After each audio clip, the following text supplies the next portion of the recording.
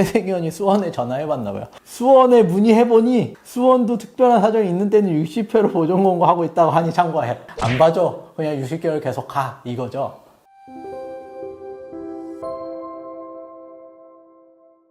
개인회생 절차를 진행하다 보면 법원에서 변제율이 저조하니까 변제 기간을 늘리십시오. 변제율을 끌어올리십시오.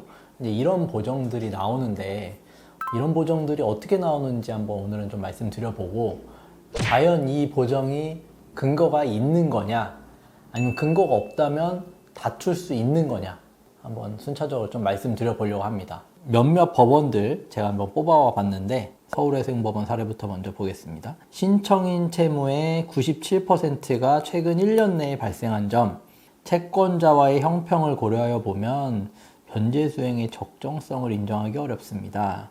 변제기간 60개월로 늘려라. 이제 제작상할 것을 권고합니다. 이렇게 나왔죠. 의정부지방법원 케이스도 보면은 변제기간 60개월 관련 이제 이렇게 보정이 나왔어요. 그래서 채무자는 총 부채 1억 7,300만 원 중에 원금 기준 4.16% 36개월로 변제 기간을 냈다. 근데 변제율이 4.16%밖에 안 되는 거는 그러니까 채권자들한테 손해가 많으기 때문에 월 변제액을 현재와 같이 유지하면서 변제 기간을 60개월로 늘려라.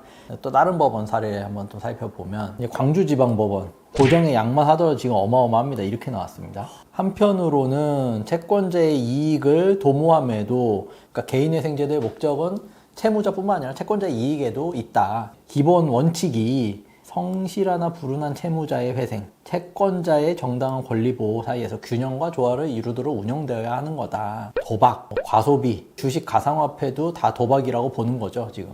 재산을 탕진한 채무자를 위한 제도가 아니다.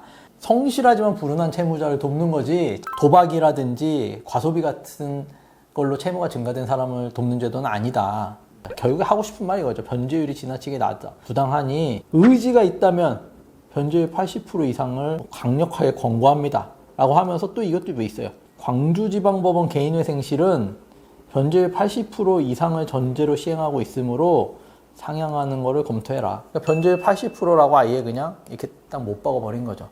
마지막으로 제주지방법원 사례도 한번 보겠습니다. 채무자의 나이 변제율, 배우자의 개인회생 신청 사정을 고려하면 제주지방법원이 어쨌든 하고 싶은 말 깔끔하게 그냥 60회 올려 이거였죠. 이제 이 보정들을 이렇게 살펴보면 이제 어떤 법리적인 근거라기보다는 그냥 일반적으로 마음에 안 든다 그냥 이런 얘기를 돌려서 한 거죠. 이제 법리적인 근거는 얼마 이상 맞춰라 라는 거는 사실 최저 변제율밖에 없거든요. 그러면 이거를 이제 다툴 수 있느냐를 살펴볼 건데 다투면 어떻게 보정이 나오는지도 한번 또 보겠습니다. 지금 이 대보정 내시 1은 제주지방법원 사건이었습니다. 채무자는 의견서에서 변제기간을 60개월로 상향하도록 권고하는 것은 법적 근거가 없는 것으로 부당하다. 제가 이렇게 주장을 했겠죠. 했는데 회생위원이 본 법원에서 60회를 권고하는 근거는 법원이 이제 근거도 얘기해줘요.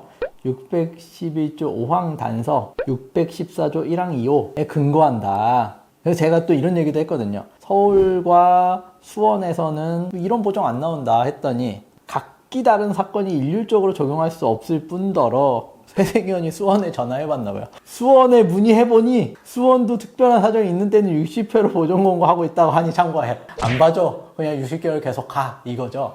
첫 번째로 이거고. 두 번째 또 의정부에서 다투면 어떻게 나오냐. 보존 공고 재촉구. 제가 안 따랐기 때문에 재촉구라고 나온 거겠죠. 미보정 사항을 조속히 보정해라.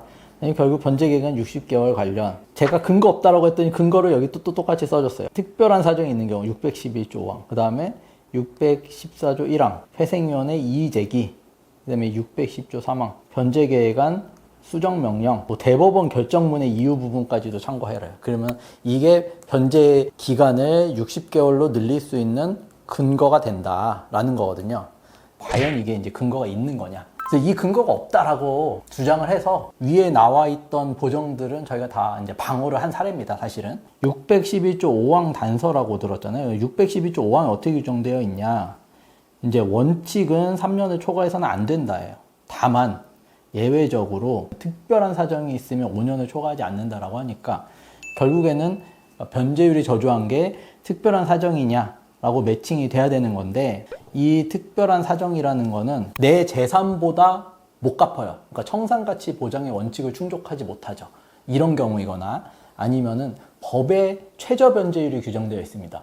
그러니까 뭐 채무가 5천만 원 미만인 경우에는 5% 이상, 그런 최저 변제율조차 충족하지 못했을 경우를 의미한다라고 보는 게 일반적이거든요. 그러니까 이제 사실은 이 특별한 사정은 변제율을 올려라 라는 근거가 될 수 없다라는 거죠.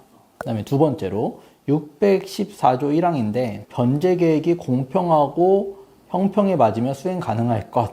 근데 이것도 마찬가지로 변제율 저조는 포함이 되지 않습니다. 이거는 명시적으로 대법원 판례가 있고, 세 번째로 610조 3항. 수정을 명령할 수 있는 사람은 법원이라고 되어 있습니다. 법원. 여기에 문제는 뭐냐면 이 법원에 회생위원이 이제 포함되는 거냐. 법원은 말 그대로 판사를 의미하는 거지 회생위원이 아니거든요. 그러니까 이것도 사실은 근거가 안 된다. 이렇게 다툴 수 있는 거고, 마지막으로 아까 대법원 판례 말씀드렸죠. 614조 1항 2호에서 규정.